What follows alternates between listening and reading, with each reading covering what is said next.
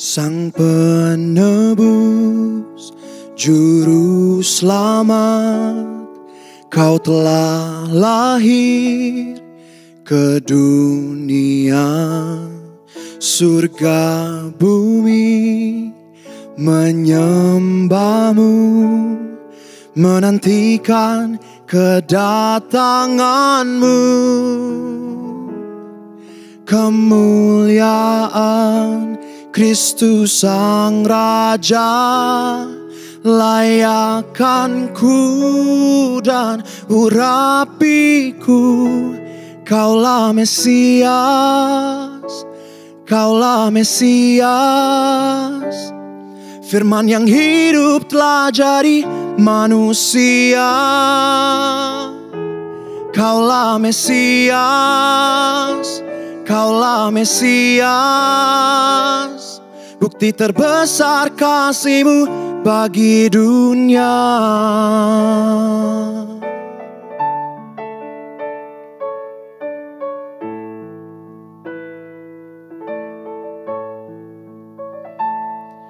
Ku ditebus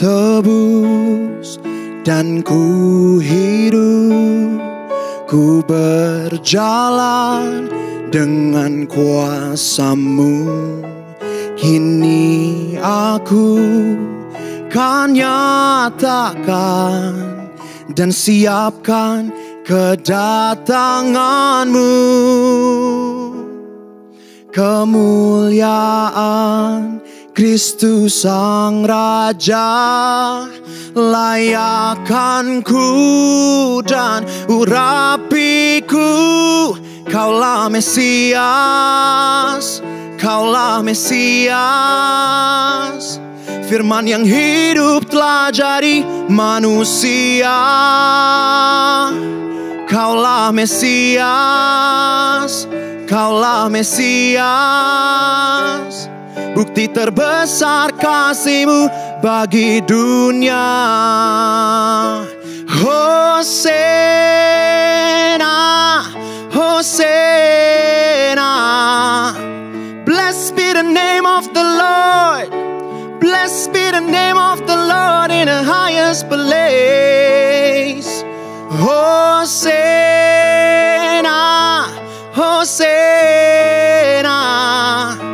Blessed be the name of the Lord. Blessed be the name of the Lord in the highest place. Kaulah Mesias, Kaulah Mesias. Firman yang hidup telah jadi manusia. Kaulah Mesias, Kaulah Mesias. Bukti terbesar kasih-Mu bagi dunia.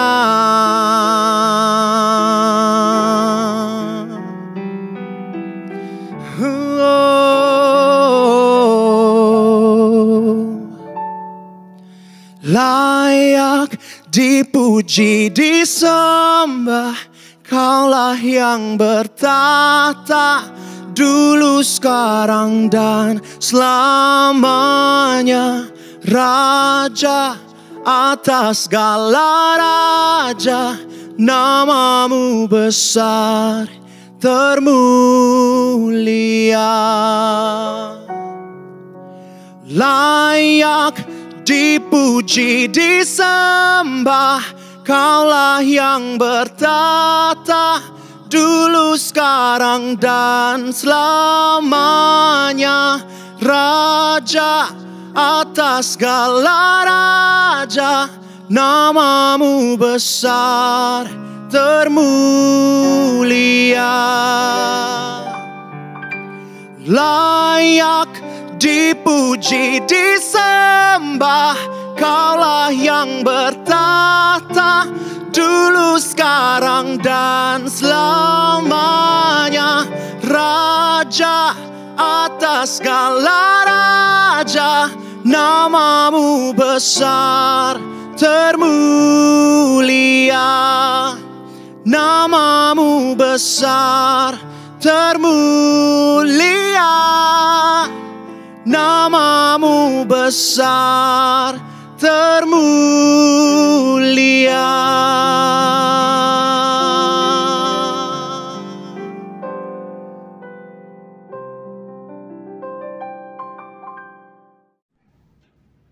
Shalom warga kerajaan, senang sekali bisa berjumpa kembali dalam Voice of Victory.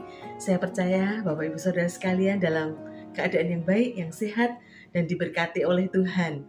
Nah, kita bersyukur Bapak Ibu Saudara sekalian, karena Tuhan menciptakan kita itu dengan satu tujuan yang pasti, yang luar biasa, yaitu hidup kita bisa menjadi berkat bagi banyak orang. Hidup kita berdampak, hidup kita bisa berpengaruh bagi dunia ini. Sebab dunia ini membutuhkan kasih Tuhan. Melalui hidup kita, Tuhan akan pakai kita sebagai alat kemuliaannya. Kita diciptakan oleh Tuhan dengan tujuan yang sangat luar biasa. Dalam kitab Matius pasal yang kelima ayat yang ke-13, firman Tuhan katakan, kamu adalah garam dunia. Jika garam itu menjadi tawar, dengan apakah ia diasinkan? Tidak ada lagi gunanya selain dibuang dan diinjak orang. Kita adalah garam dunia, bukan gula. Nah, saudara sekalian, bahwa garam ini mempunyai fungsi yang sangat luar biasa dalam kehidupan manusia. Bukankah tanpa garam manusia tidak bisa hidup? Nah, karena garam itu fungsinya bukan hanya memberi rasa kepada masakan.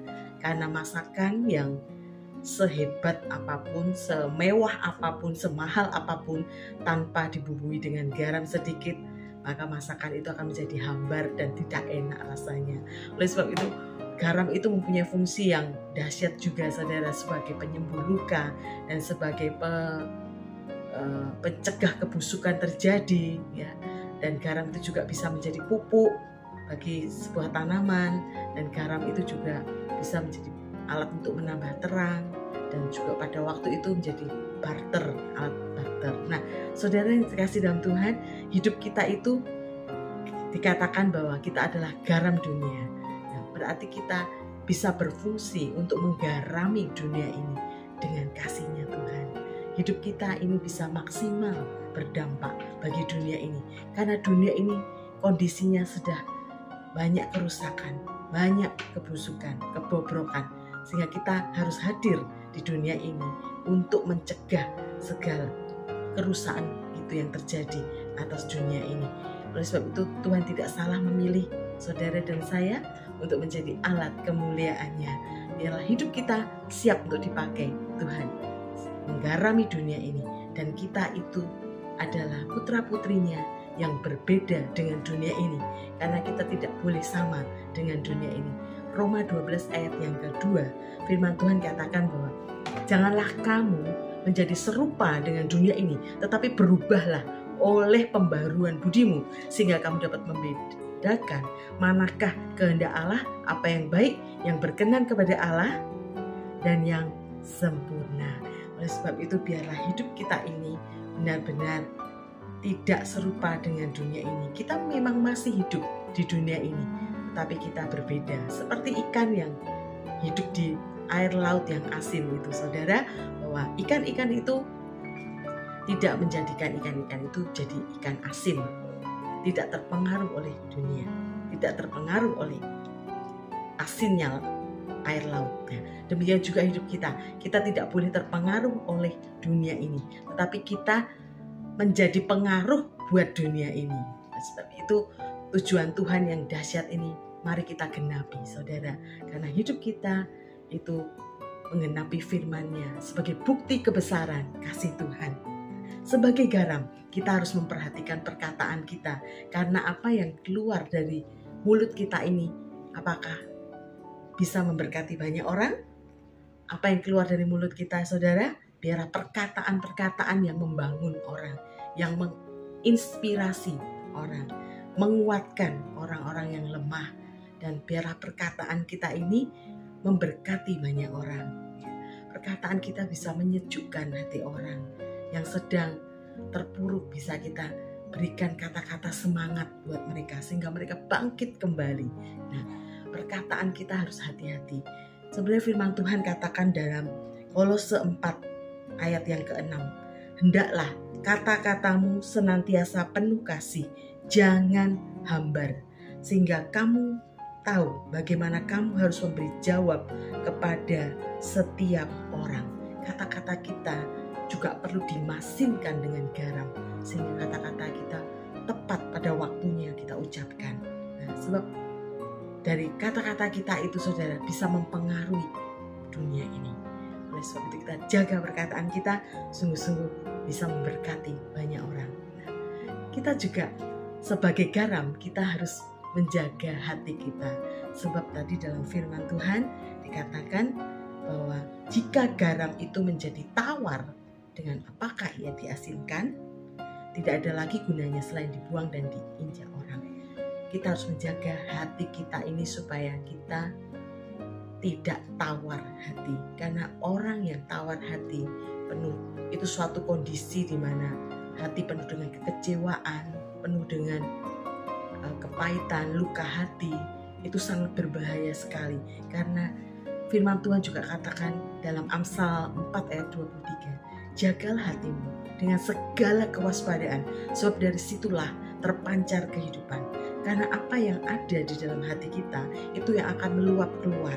Cara kerja kerajaan Allah adalah inside out, yaitu dari dalam memancar keluar. Nah, jadi apa yang ada di dalam hati kita itu menentukan kehidupan kita. Jadi biarlah kita menjaga hati kita dengan penuh segala kewaspadaan. Jangan izinkan kemarahan, luka hati, kepahitan, kekecewaan itu bersarang di hatimu.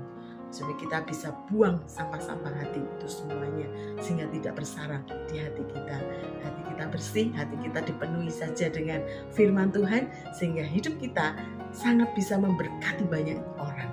Di luar sana banyak jiwa-jiwa yang membutuhkan kasih Tuhan.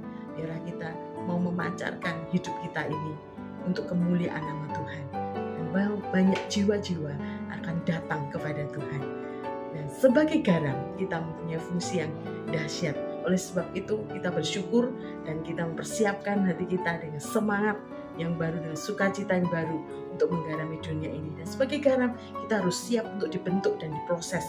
Supaya apa, saudara? Supaya hidup kita makin dewasa, makin matang, makin utuh, sempurna, sama serupa dengan Kristus. Sehingga apa yang keluar dari hidup kita memancarkan kasih Tuhan. Oleh sebab itu, putra-putri warga kerajaannya, ayo kita semangat.